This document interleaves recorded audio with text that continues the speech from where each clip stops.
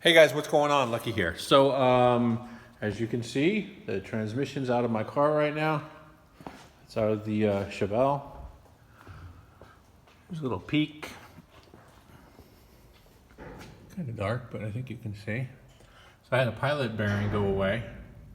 That was bad. I'm running an old school, original style factory throwout bearing. I'm gonna probably ace that deal.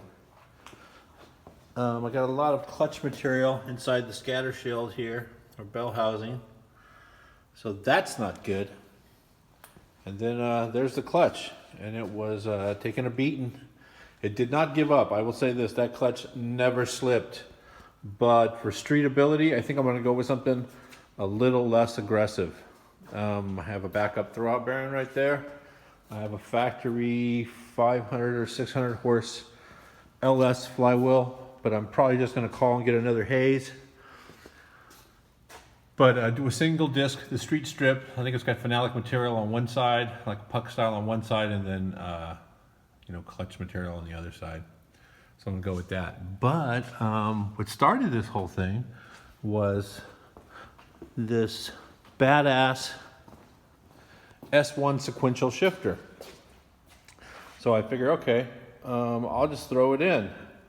These things are so critical to adjustment, which makes perfect sense because this is a very precision built little piece of machinery. So I went ahead, since the training was coming out, I had to do the clutch anyway. I did put the whole thing in, and it did work in the car. Just literally took out the old shifter, put in the new one. They come with a few different shims right here, spacers to put underneath it to adjust the height and the throw and everything. And the trick there is, down inside the transmission right there, there's a gateway. A gateway to good times. But no, there's actually a gateway right in there that has to line up. And the way that works is the height of this determines where this shaft lines up. Also, this thing comes with a spring-loaded little bung that automatically centers it and puts a little preload on it. You need to lose that. You don't need to, but it seems like it works a lot better without it. So this is kind of the cool thing here. See if I can do this without pulling the training off the...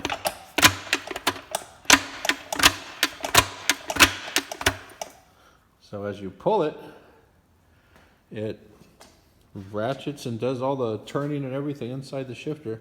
This thing is pretty crazy. I'm trying to hold the camera and shift at the same time. But yeah, all the gears are there. I'm pretty jazzed right now. I'm gonna put it all back together and go drive it. But yeah, no. I do got new tires on here. Got some Extreme Netto 315 3517. Extreme drags, I think they're called. Pretty soft compound. And gonna continue to clean things up. That's really about it. We start filming the next episode of Hot Rod Garage tomorrow, which means I don't get to work on my car because we're working long days, but I still try to sneak out of there at a decent hour. Swing by here, put in an hour or two working on projects at the shop before I go home. And that's it. Good times right there. All right, so that's it. There's a little ChevHell update with my Tranzilla 6-speed, which now has the sequential S1 sequential shifter in it. Tranzilla logo right there. Yeah, pretty jazzed on this thing.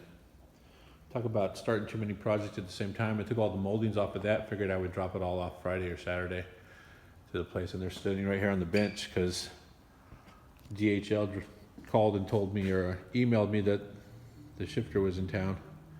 I didn't even wait for them to deliver it. I went over to the office and picked the thing up. I was a little too jazzed. Okay, that's it. Thanks for checking it out. See you guys.